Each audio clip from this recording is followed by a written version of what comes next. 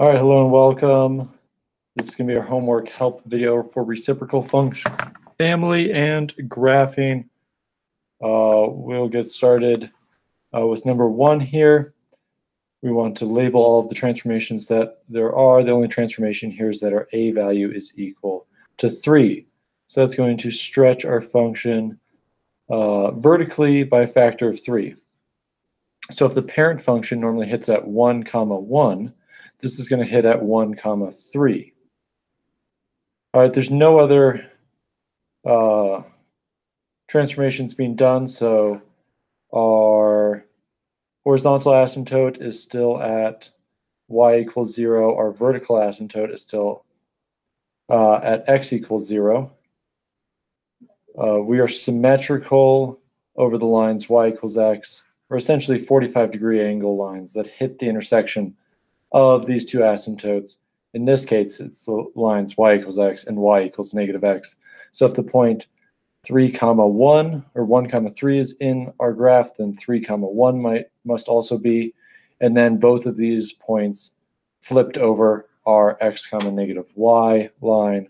So negative 3, negative 1 and negative 1, negative 3. Let's connect these up and make our graph go all the way off.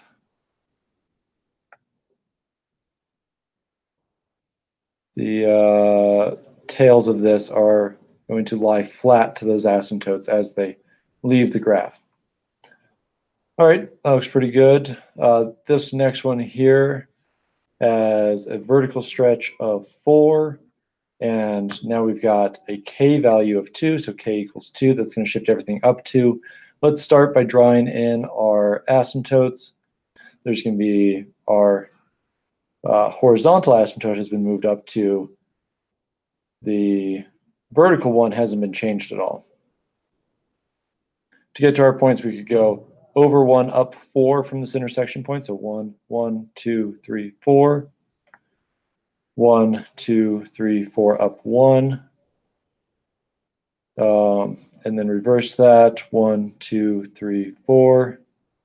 1 and 1, 2, 3, 4. And connect these points, making the tails of the graph lie flat to the asymptotes.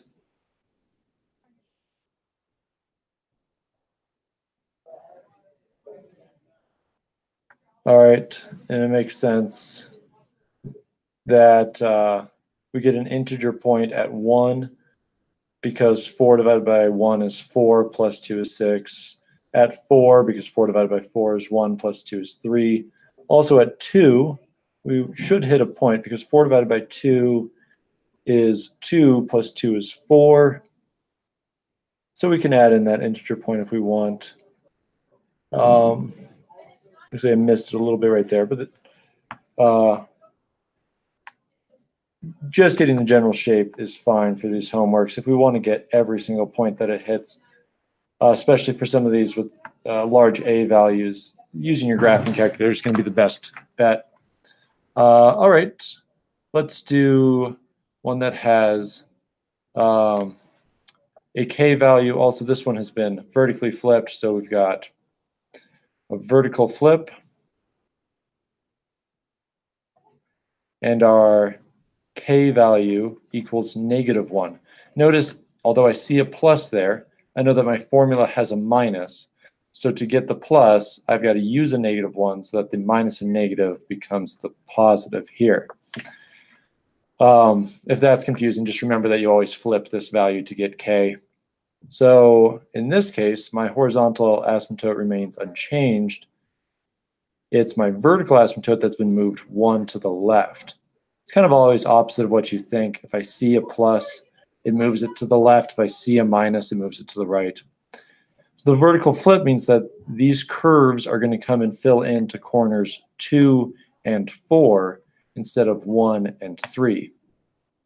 It hasn't been stretched at all, so we're just going to go over 1, up 1 to get a point, down 1, over 1 to get a point, and then make the tails lie flat to the asymptotes.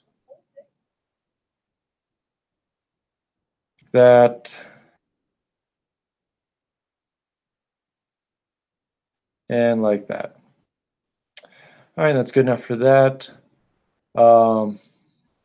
We can try number 6 since it's just sort of got everything going on. Just going to try and go without labeling things. See if I can do it. Our vertical asymptote has been shifted 2 to the left. Our horizontal one has been shifted 1 down. And to get some points, we can use our A value. If I go over 1, I should go up 3, over 3, up 1, down 1, backwards 3, down 3, backwards 1, and make the tails lie flat.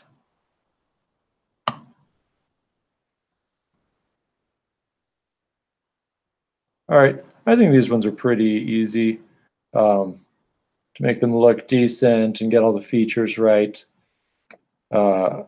They don't go through a lot of integer points. They go through a lot of fractions. So there's not many points we need to bold on these lines. So just get the few that there are and you'll be good. All right, moving on to the back side. Simplify each by factoring. Some good factoring practice here. I notice in the top of this one, I can pull a 10 out of both terms. So I get a 10 over n minus 7, 10 times n minus 7. And then these terms are the same, so they cancel out. We're left with just 10. But sometimes we remind ourselves that in the original expression, n cannot equal 7 because that causes us to divide by 0 in the original expression. So our final answer is 10. I want to check the answer key. Let's see if they said n cannot equal 7 here. Or if they just said 10. Yeah, they just say 10. That's fine. We'll talk more about our excluded values, our points of inconsistency later. Let's see, the top of this one can't be simplified. But the bottom sure can. I can take a 2x out of both of those terms, leaving behind an x plus 8. Now notice when these cancel, I can't just leave nothing behind on top. So I'm going to say that this was times 1, so that my final answer is 1 over 2x. All right. A little bit more challenging factoring here. We have to do simple factoring. 2 numbers that multiply to be 7 but add up to be 8 are going to be 7 and 1. And then the x plus 1 can cancel, leaving behind just an x plus 7. All right, another simple factoring one. I need 2 numbers that can multiply to be 70 and add up to be negative 17. That's going to be negative 10 and negative 7. All divided by r minus 7, leaving just r minus 10 as our final answer. All right. Simplify each expression by factoring both the top and bottom and crossing out common factors. I think we can do that. This one here becomes n plus 7, n plus 1. This is n plus 5 and n plus 1. Cancel, cancel. N plus 7 over n plus 1. Or over n plus 5.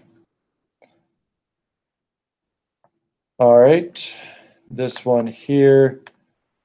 Let's see. 2 numbers that multiply to be 56, but add to be negative 15. That's going to be negative 7 and negative 8. So v minus 7, v minus 8.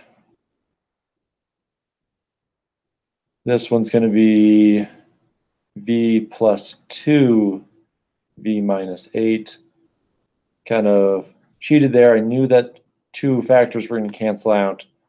So I kind of knew that it had to be one of these, or else it wouldn't be able to be simplified. So I get v over 7 over v plus 2. All right, and then leave these remaining 4 questions. We'll answer them when we finish our investigation. So that's all for today. Hopefully that helped you out. Keep working on the factoring.